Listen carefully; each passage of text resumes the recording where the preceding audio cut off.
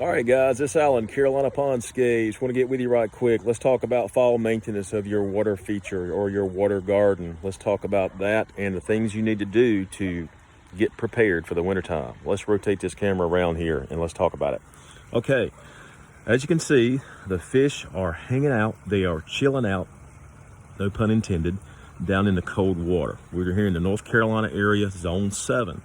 When the temperatures start getting around 50 degrees and they start staying around that temperature, you need to stop feeding your fish. In other words, you can reduce the food, but we tend to tell everyone pretty much stop feeding your fish, because if they become dormant and they hang out at the bottom of the pond, if all that food is in their gut, we call it gut rot, and that can basically make them very sick, and yes, it can actually kill your fish. So be careful, don't get the wrong food for them. They do make special types of food during the fall period, but just make sure you have the right type if you do decide to feed them a little bit. But again, be very cautious when this water temperature starts getting very cold, especially, like I said, around a 50-degree temperature. That's when you're supposed to stop cutting, stop feeding them or cutting it back. Okay, notice your water lilies. Water lilies need to be cut back down to down underneath the water. In other words, all this good-looking water lily pads can be cut back all the way down into the pond, and come springtime, these lilies will start popping back up. During the season, you're supposed to cut back these little lilies that look rotten and dead. Cut those off, because the energy is still going to that root or that stem, and you want more energy to go to your other healthier lily pads to make it become more healthy. So again, that's part of the monthly maintenance that we provide on a lot of water features. Water color. You may have a slight tint in your water due to mulch or anything like that we've had or can have due to the storms that we've got recently, especially here in the Piedmont Triad area in North Carolina. We can resolve that tint by adding activated charcoal or performing a 50% water change, getting any mulch away from the edge of the pond, any dirt away from the pond. That will tend to cause that discoloration. You can also treat it with a water treatment product that we can recommend also. Anyway, let's see if I can walk around here without falling in the pond right quick. Water iris. As you can see, water iris tends to grow and grow and grow.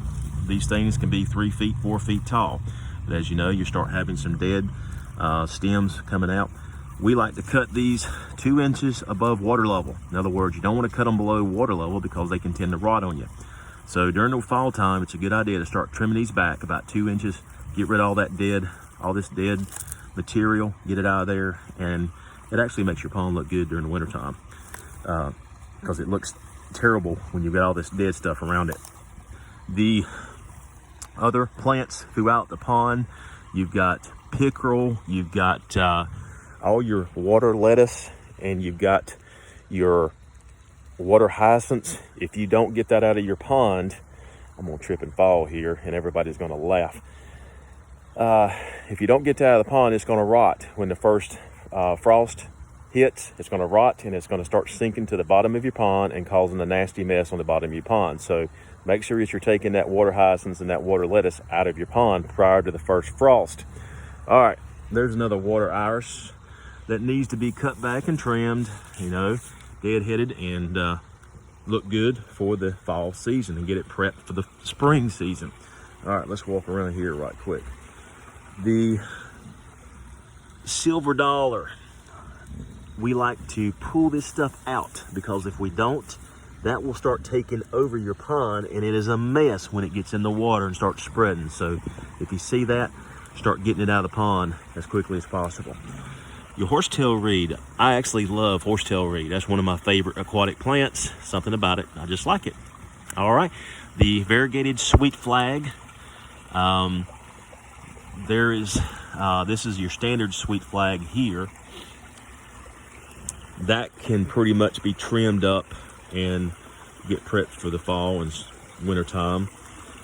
Here is a variegated sweet flag right there. So all this will continue to grow. If you do not thin this stuff out periodically, that means pulling the roots out from the bottom and getting rid of that stuff, it will be a bear to get out if you continue to let it grow. So get that sweet flag out and take care of it during the fall season. Or if you don't get it out during the fall season, make sure you take care of it during the spring clean out when you have a pond cleaning, okay? Creeping Jenny, as you can see, why they call it Creeping Jenny. It creeps up all over the rocks.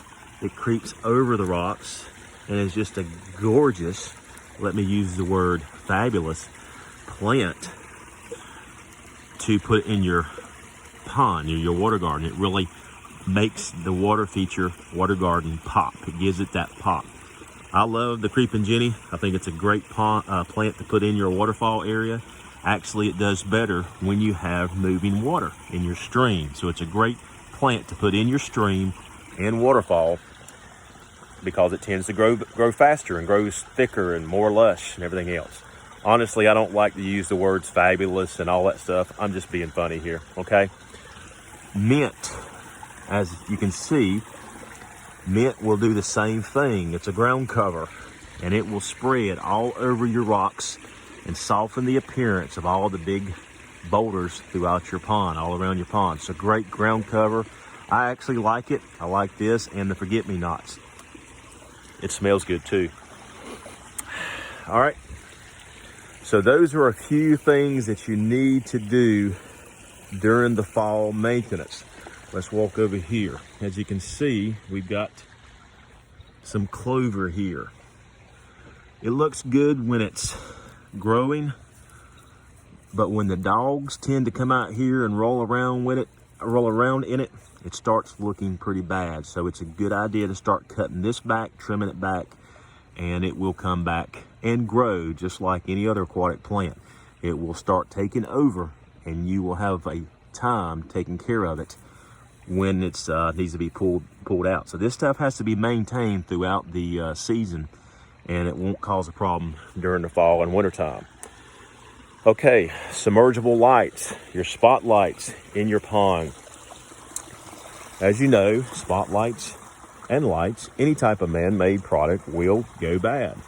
We've had LEDs in our pond.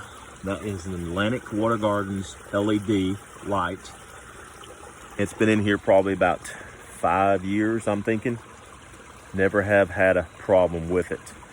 Of course, you're going to have problems with your LEDs occasionally, but we just haven't had any problems with that particular light. So if you're interested in upgrading your lighting system in your pond, we recommend using the Atlantic Water Gardens lights and any LED. The halogen MR16 bulbs are being phased out. They use too much energy and they also get too hot. They don't last as long.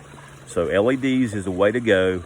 Call us, email us, text us if you're interested in upgrading your lights. We can come out and talk to you about that. So those are the things that you need to do for your pond during the fall months. Get it ready for winter time